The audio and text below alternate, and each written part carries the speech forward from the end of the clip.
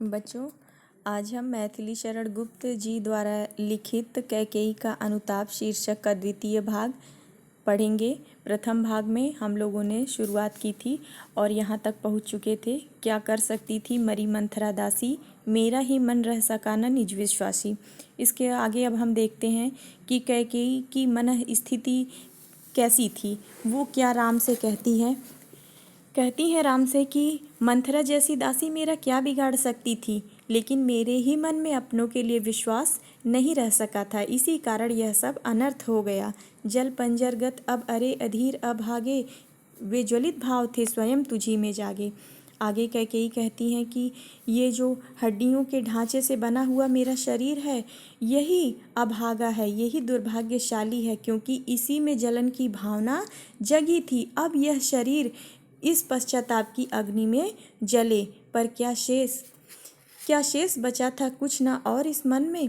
वो कहती हैं कि लेकिन क्या मेरे मन में और कोई भावना नहीं थी। वो ये जताना चाहती हैं कि सिर्फ ईर्ष्या और जलन की ही भावना नहीं थी, अपितु पुत्र मोह भी था।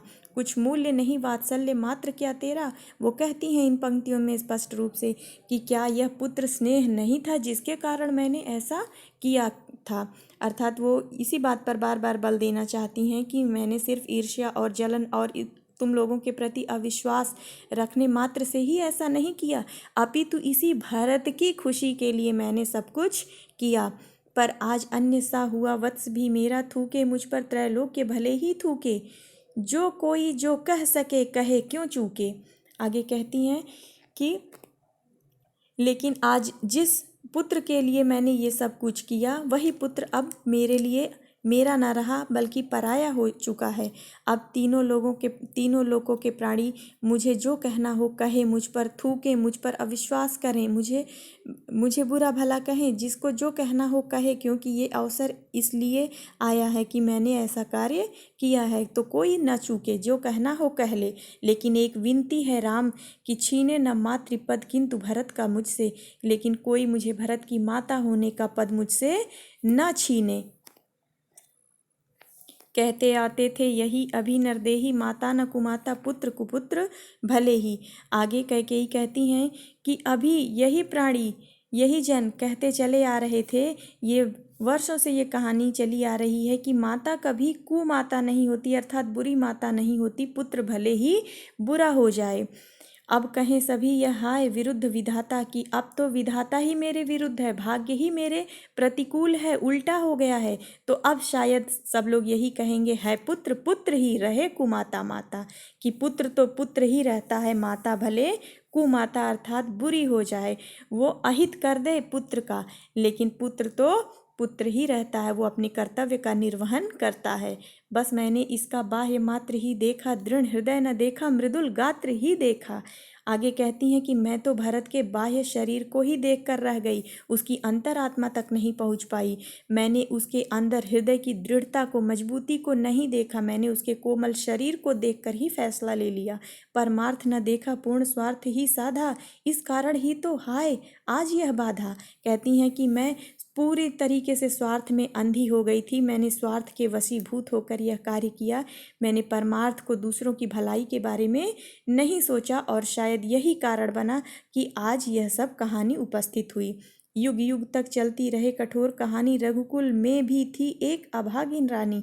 वो कहती हैं कि अब तो युग युगांतर तक यह कठिन कहानी लोग कहते चले आएंगे कि रघुकुल जैसे वंश में भी एक ऐसी रानी थी जो दुर्भाग्यशाली थी, जो ऐसा कार्य कर गई कि एक कहानी ही बन गई। निज जन्म जन्म में सुने जीव यह मेरा, धिक्कार उसे था महास्वार्थ ने घेरा।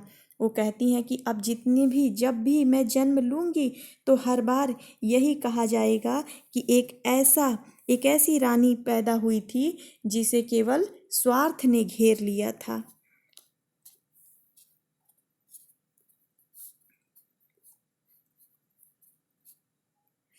इसी कारण आज मेरा जीवन बाधाग्रस्त है। अब संसार में यह कहानी हमेशा के लिए चलती रहेगी।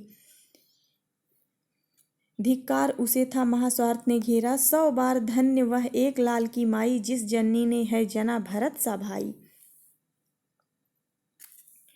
कहती हैं जब कैकेयी कहती हैं कि मुझे धिक्कार है कि मैं स्वार्थ के वशीभूत होकर ऐसा काम कि अब यह युग युगांतर तक यह कहानी चलती ही रहेगी, तो राम बोल पड़ते हैं 100 बार धन्य वह एक लाल की माई जिस जननी ने है जना भरत सा भाई।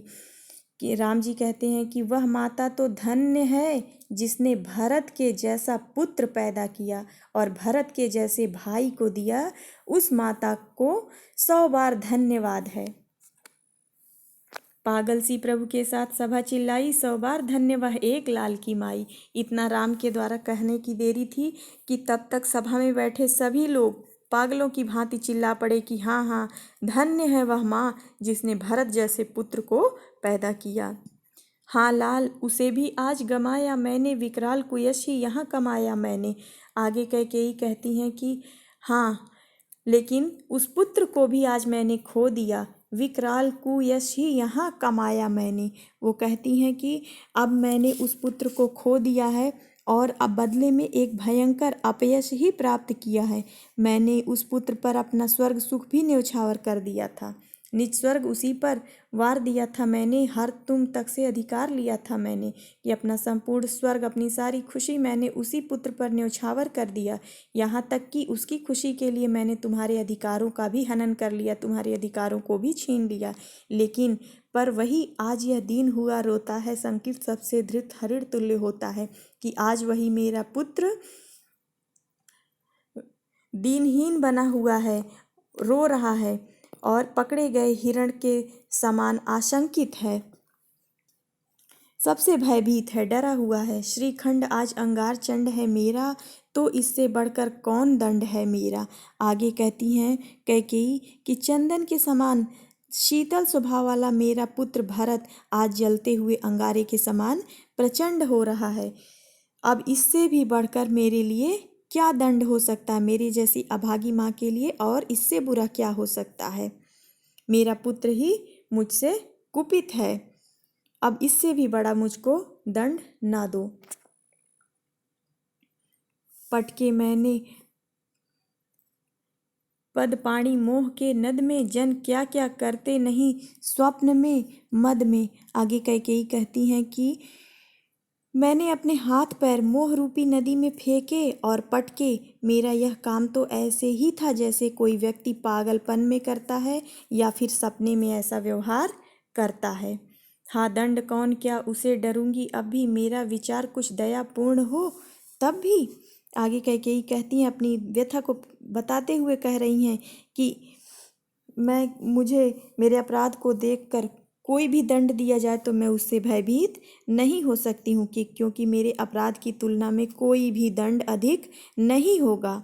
बस मैं ये कहना चाहती हूँ कि मेरी भावना को गलत न समझा जाए, मेरा विचार कुछ दयापूर्ण हो तब भी। हा दया हंत वह घृणा आह वह करुणा।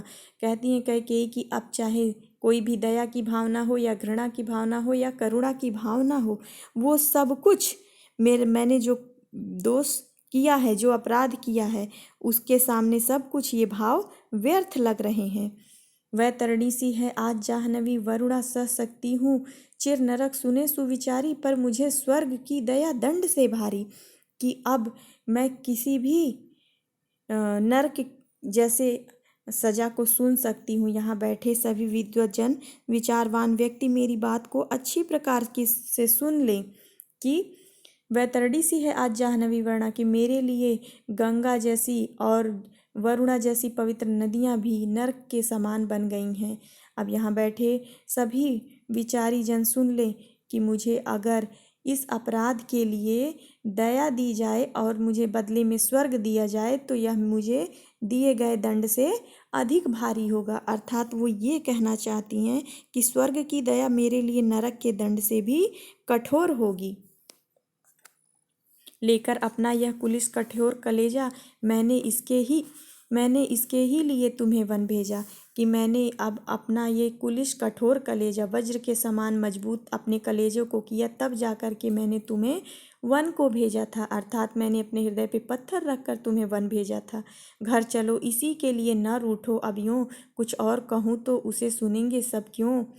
कि अब इसी भरत के लिए मैंने तुम्हें वनवास दिया था, तो अब इसी भरत के लिए वापस चल चलो। अब तुम रूठो ना, तुम गुस्सा ना हो। मैं इससे ज़्यादा कुछ कहूँगी तो लोग मेरे बारे में क्यों विश्वास करेंगे। मुझको यह प्यारा और इसे तुम प्यारे, मेरे दुगने प्रिय रहो न मुझसे न्यारे। कि यह मुझे प्रिय है और तुम्हें ये पसंद करता है, इसलिए तुम मेरे लिए दुगने प्रिय हो, इसलिए मुझसे अलग ना रहो।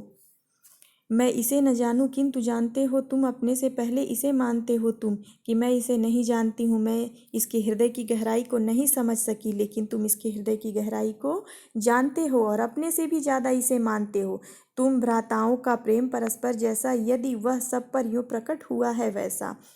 कि तुम भाइयों का आपसी प्रेम जैसा है, यदि सब लोग उसे वैसा ही देखते हैं तो पाप दोष भी पुण्य तोष है मेरा। तो मुझे इस बात का ही संतोष है, इसी पुण्य का मुझे संतोष है कि तुम भाइयों में आपसी प्रेम बहुत ही गहरा है। अब पाप जैसा, अब कोई दोष करने के बाद भी मेरा जो दोष था वो पुण्य के संतोष में बदल गया। आगत ज्ञानी जन उच्च भाल लेकर समझावे तुमको अतुल युक्तियाँ देकर। कि अब यहाँ पर आगे आने वाले समय में ज्ञानी जन तुम्हारे और भरत के प्रेम के बारे में कोई भी प्रमाण देकर तुम्हारे और भरत की श्रेष्ठता सिद्ध करें, तुम्हें और भरत को निर्दोष बताएं या फिर मुझे अपराधी सिद्ध करें। और ऐसा कह करके वो अपने विद्वता के गर्व से अपना मस्तक ऊंचा कर ले। लेकिन मेरे तो एक अधीर हृदय है बेटा, उसने फिर तुमको आज भुजा भर भेटा। कि मेरे पास तो केवल एक अधीर हृदय है, अर्थात मेरे हृदय में अब धैर्य नाम की चीज़ नहीं है। मैं किसी तर्क को नहीं जानती, बस भुजाओं में तुम्हें भर लेना चाहती हूँ। कि बस कुछ भी है, मेरा आग्रह है कि तुम घर को लौट चलो। जिस भरत के लिए मैंने सब कुछ ये सब किया था, आज उसी भरत के लिए तुम वापस चल चलो, क्योंकि मैं किसी तर्क को समझने वाली नहीं हूँ। इस प्रकार से गुप्त जी को यहाँ माता के ममत्व को अभिव्यक्त करने में पूर्ण सफलता प्राप्त हुई है। धन्यवाद।